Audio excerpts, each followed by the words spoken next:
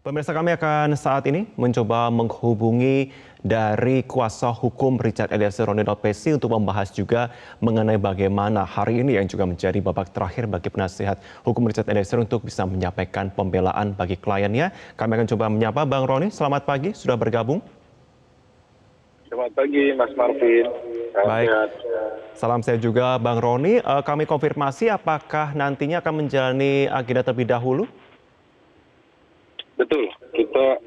Kalau agenda terlebih dahulu saya tidak tahu, Mas Marvin. Tetapi kalau mengikuti persidangan sebelumnya, Richard Eliezer itu yang terakhir. Oke, kalau mengacu pada itu ya. Ya. Bang Roni, bagaimana Iya. persiapan poin-poin jawaban yang akan disampaikan nantinya?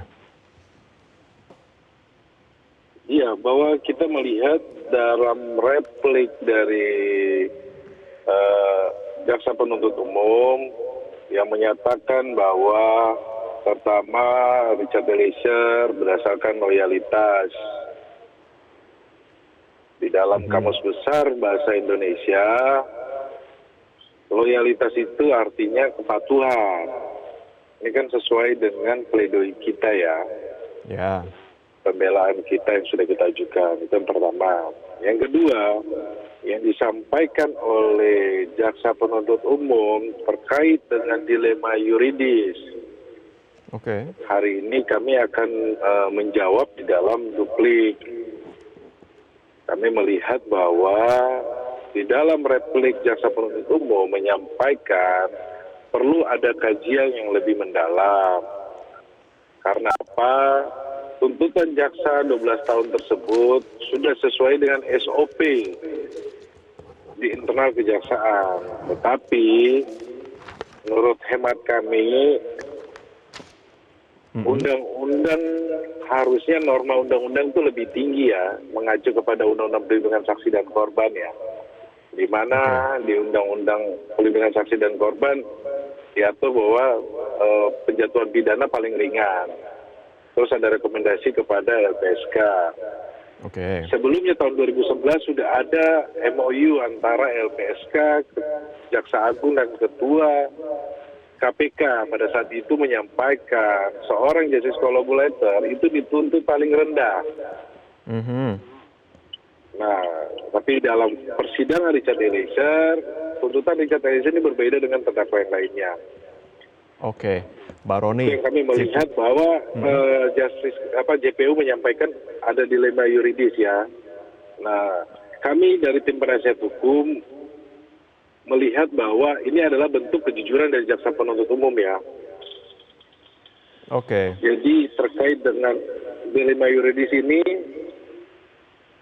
kami menyampaikan apresiasi. Kenapa? Karena jaksa dalam hal ini jujur bahwa terkait dengan angka 12 tahun tersebut, jaksa pun ragu. Iya. Oke. Dan hal-hal ini nanti akan kita jabarkan nanti di duplik. Pada waktu replik, kok kita ingat Bang Roni, jaksa menyatakan sudah mantap begitu dengan tentunya menyatakan tuntutan 12 tahun itu sudah mempertimbangkan kejujuran Eliezer, kemudian juga rekomendasi dari LPSK juga, dan menitik beratkan peran Eliezer sebagai eksekutor di sini. Bagaimana yang akan Anda sampaikan tentunya untuk bisa menguatkan poin Anda? Ya, terkait dengan eksekutor, Mas Marvin, ini kita berbeda pandangan ya dengan jaksa penuntut umum. Kami berpendapat bahwa Richard Eliezer ini dalam fakta persidangan tidak pernah tersebutkan eksekutor. Tetapi di dalam tuntutan keluar kata eksekutor. Ini yang menjadi pertanyaan kami. Tapi ya sudahlah. Kalau itu pendapat dari jaksa penuntut umum silakan. Tetapi pandangan kami berbeda. Menurut kami yang kami sayangkan bahwa jaksa penuntut umum mengesampingkan peran dari Richard Eliezer. Kenapa? Sejak dari penyidikan Richard Eliezer sudah status sebagai justice collaborator membantu proses dari penyidikan sampai di proses penuntutan. Sehingga perkara ini menjadi terang sampai bisa menyentuh aktor utamanya, pelaku utamanya. Nah, menurut kami ini jaksa mengesampingkan hal tersebut. Oke. Karena apa? Kalau kita kan tetap berpatokan kepada Undang-Undang Perlindungan Saksi dan Korban. Kemudian juga dulu 2011 sudah diperkuat dengan MOU. Oke. Nah, hal-hal tersebut ini yang saya tadi sampaikan Mas Marvin, sehingga jaksa menyampaikan di sisi yang lainnya terjadi dilema yuridis. Nah, atas dilema yuridis ini nanti akan kita jawab nanti di publik. Tetapi kami melihat bahwa ini adalah kejujuran dari jaksa penuntut umum menyampaikan bahwa mereka dilema yuridis. Semoga ini nanti kasus ini menjadi contoh sehingga ke depannya tidak terjadi lagi hal seperti ini. Di dalam ruang persidangan kita harus seperti mengkaji, harus mengkaji lebih dalam ya. Ini kan itu di ruang, kalau menurut saya itu adalah di ruang kelas, bukan di ruang persidangan. Kenapa? Karena ini terkait dengan nasib terdakwa gitu. Oke. Tetapi hal tersebut itu ya itu adalah pandangan ya.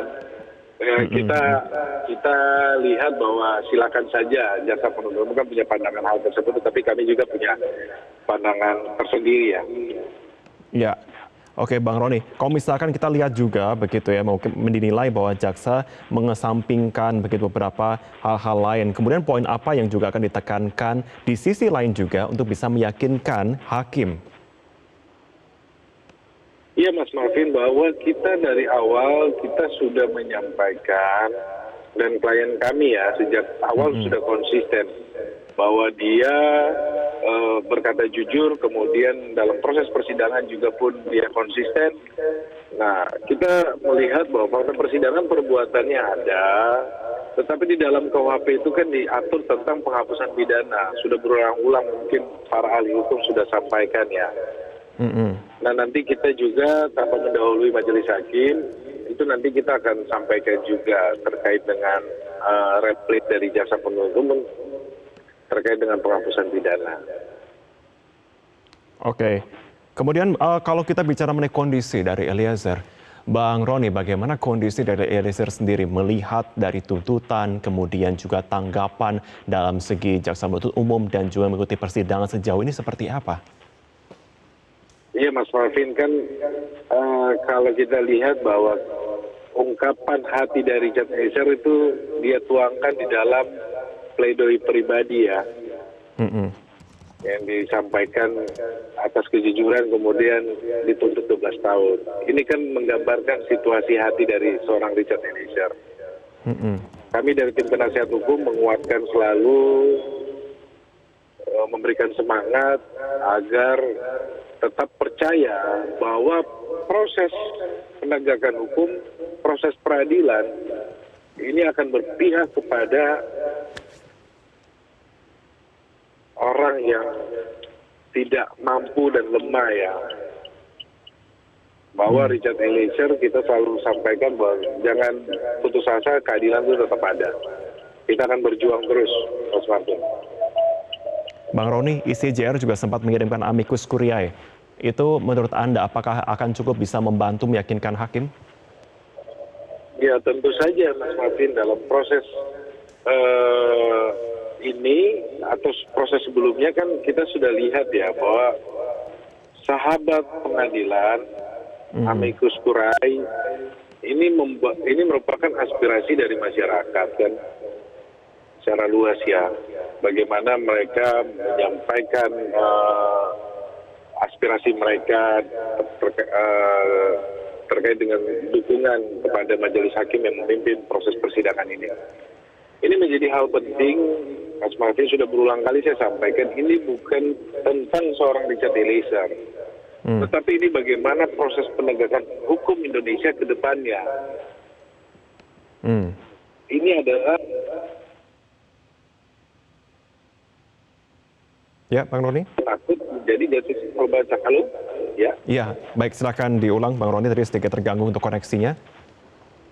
Sorry Mas Marvin, saya di jalan. Baik, silakan. Jadi ini terkait dengan proses penegakan hukum ke depannya agar seseorang yang menjadi justice collaborator itu wajib